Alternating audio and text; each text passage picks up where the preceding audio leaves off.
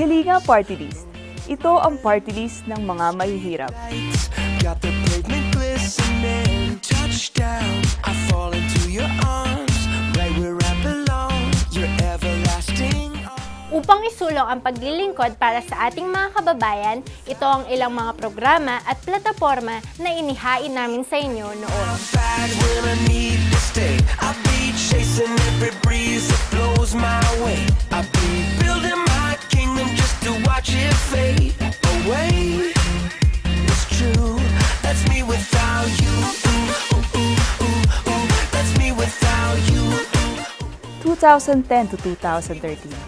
Ito po ang unang 3 taon na pinaglingkuran namin kayo sa Kongreso. At sa tiwala at pagkakataong ibinigay nyo sa amin, pagkalipas ng 3 taon, ay ating sulyapan kung paano namin trinabaho at ginawa ang aming mga pangako sa inyo. There's you, and there's a very different me. Touchdown, you had me at believe, you had me at believe you did.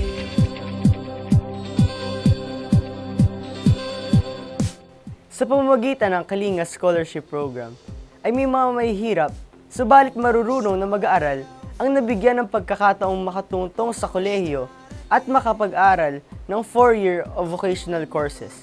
Sa loob lamang na mahigit 3 taon ay mayroon ng 500 students mula sa iba't ibang paaralan ang tumatanggap ng Kalinga Educational Assistance.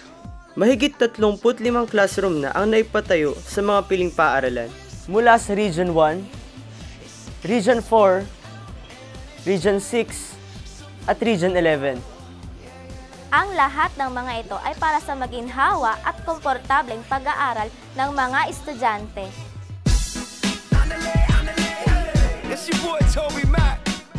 Ngayon ay may mahigit sa 120 volunteer doctors and staff ang Kalinga Medical Mission Team.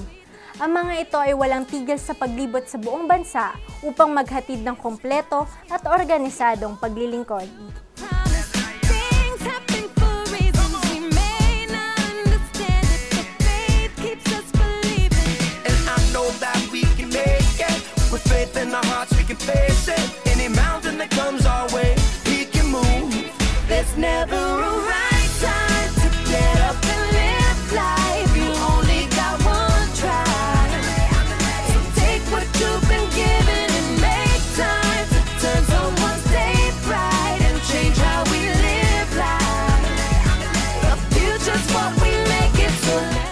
More than 13,584 na mga kababayan natin sa Region 1 ang nabigyan ng serbisyo.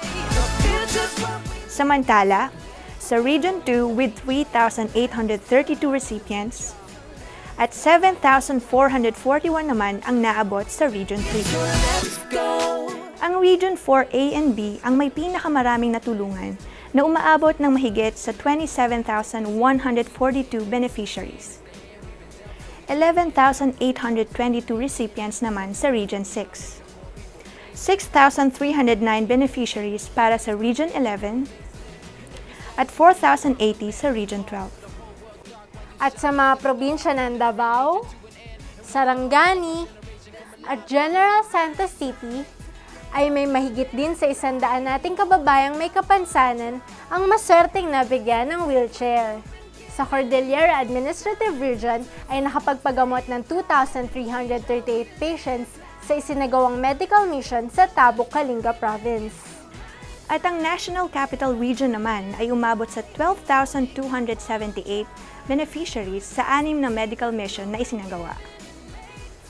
Bukod rito, ay may hospital funds rin na inilaan sa 35 piling ospital sa buong bansa para sa libreng pagpapagamot ng ating mga kababayan. I know you got dreams, I believe in them. I know you got problems to forget them, cause life's too short, so let's begin. Yup, see it's all about you. You are the change the world needs to view. Cause when we change, the world changes too. And it's a small world after all. Cause I got something that'll change the world. Moms to the dads, every boy and girl. All I wanna do is show you how it can be. If you open up and let your spirit free. So let's go, let's go, let's go.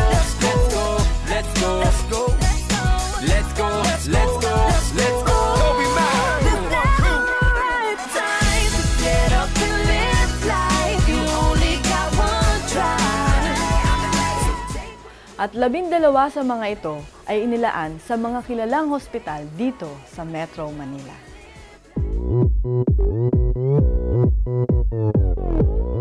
Para mabawasan ang kahirapan, nagsulong ang Kalinga Party List ng iba't ibang programang pangkabuhayan.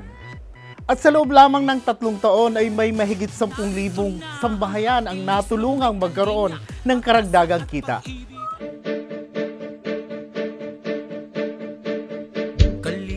Siyam na kalsada na ang naipagawa ng Kalinga Party List sa 4 na probinsya. At ang mga probinsyang ito ay ang Zamboanga City, Romblon, Cotabato at ang Pangasinan. At isa sa mga ito na matatagpuan sa Pangasinan ay pinangalanang Kalinga Road. Pinondohan din ng Kalinga Party List ang pagpapatayo ng 8 multipurpose building sa ilang piling barangay sa ating bansa.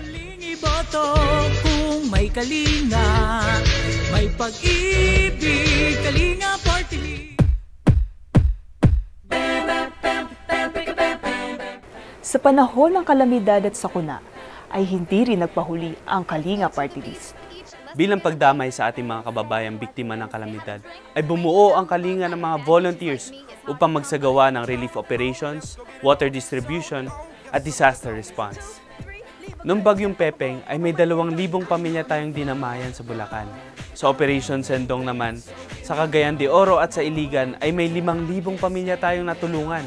Samantalang 6,000 pamilya ang ating kinalinga dito sa NCR at sa mga kalakip na probinsya noong panahon ng habagat. Ang lahat ng ito ay may mga aktibong officers at volunteers na walang sawang nagbibigay ng serbisyo para sa ating mga kababayan. Sa ngayon ay mayroong mahigit 99 municipal offices sa ilalim ng 33 provincial offices ang matatagpuan sa iba't ibang probinsya sa Luzon, Visayas at Mindanao.